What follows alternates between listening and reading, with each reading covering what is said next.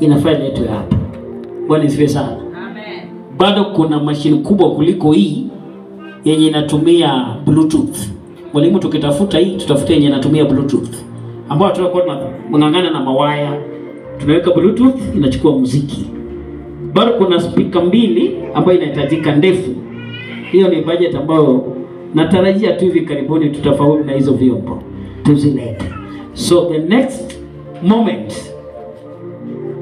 appointment ya Pastor Murwabe, mimi nitakuwa mmoja wao mwenye nitaenda kumuongelesha atuletee pesa. Ile alipewa na president agawe zingine alete hapa kabla hajaendea ndege. Bwana asifiwe sana. So naomba tuingie kwa neno, kwa neema ya Mungu. Asante Mama Brian kwa kutusomea andiko. Tulisoma katika kitabu cha 1 Peter chapter 2 verse 9 and 10. Petero wa kwanza ndio nataka tuingie hapo. Petero wa kwanza mlango ni ule wa pili mstari wa 9 na 10. Leo nataka tuangalie kwa ufupi jambo moja juu ya knowing your value as a Christian. Knowing your value as a Christian.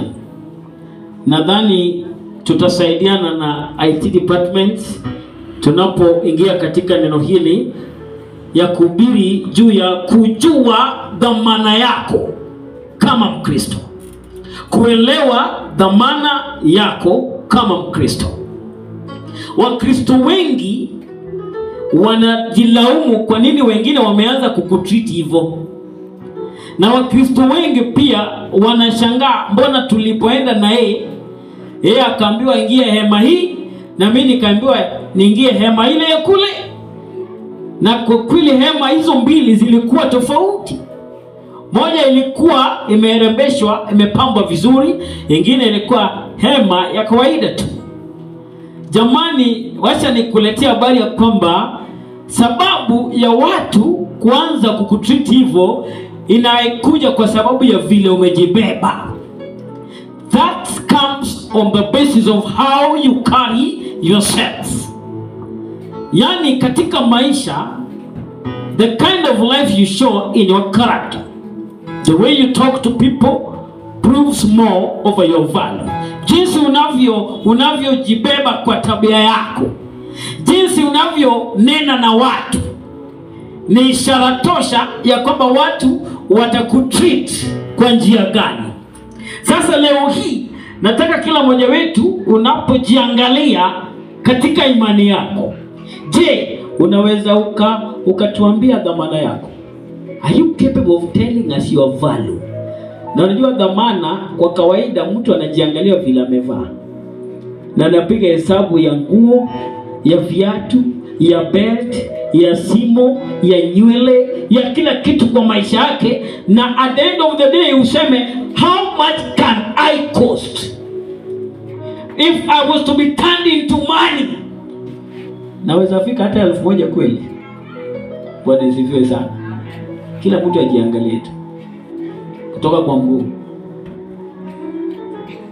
ujiangalie tu mpaka andika chief, mpaka ile kibeti umebeba.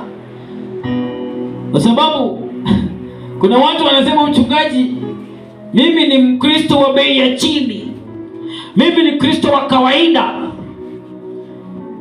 Leo hii tumetoka pale ufanisi, tunakula hotelini kwa mapua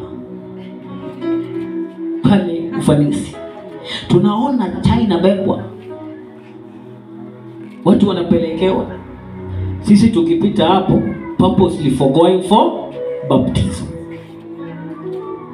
And we are seeing the value ya kwamba kuna sehemu zingine ukienda hautaenda kabla hujaenda mtandaoni na uulize kama kuna nafasi. Lakini kuna zingine ambazo si lazima ufanye hivyo. So leo hii Mkristo, Mungu ananena nasi katika kitabu cha Petero. Petero wa kwanza, naomba unisomee mstari wa 9. Verse 9 of chapter 2. Na unisomee kwa Kiswahili. Mwenye amepata Petero wa kwanza mlango wa 2 mstari wa 9.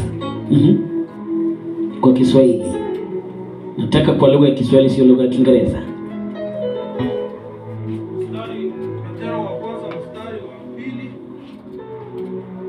Mlango wa 2 mstari wa 9. Bali ninyi ni mzao mteule, kuhani wa kifalme, taifa takatifu, watu wa milki ya Mungu, mpate kuzitangaza fadhili zake yeye aliyewaita mtoke gizani. Good. Yeye katika nuru yake ya ajabu. Kwa Kizungu verse 9.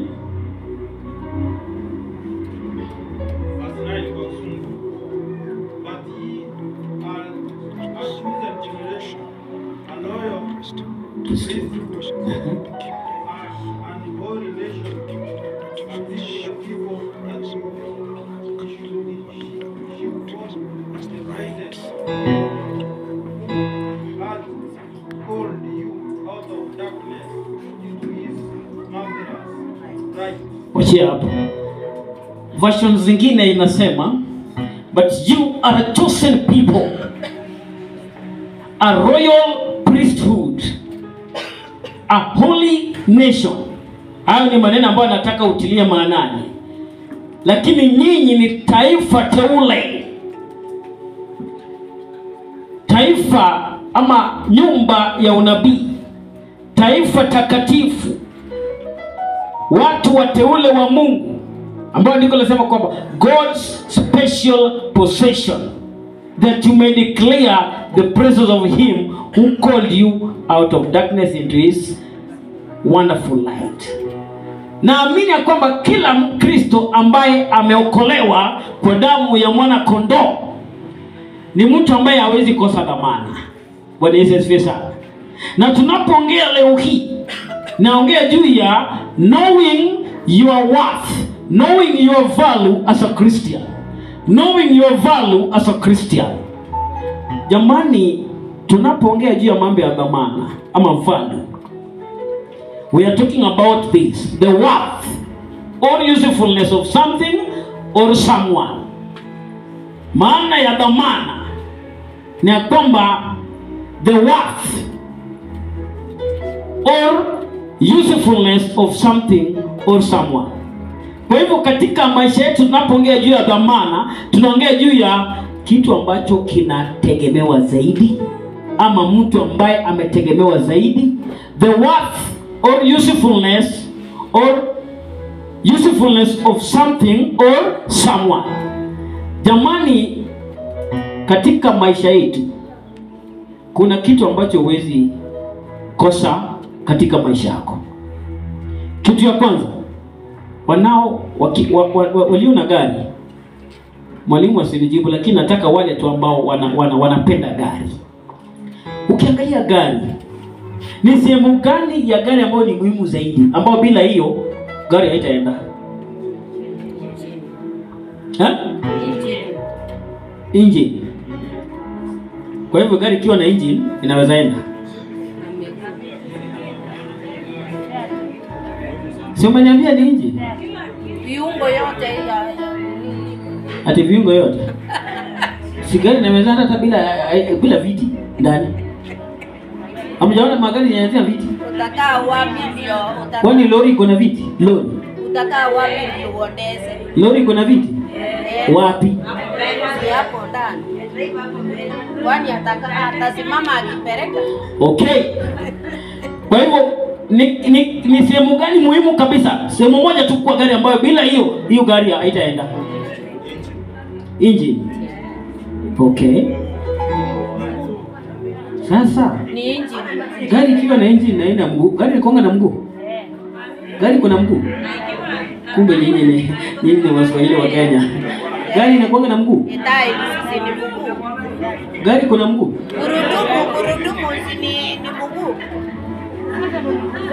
Amen. Wanasema unaweza kuwa na engine ya gari tena mpya lakini bila gurudumu. Itaenda itakuwa pale tu. Utasukuma. Bila engine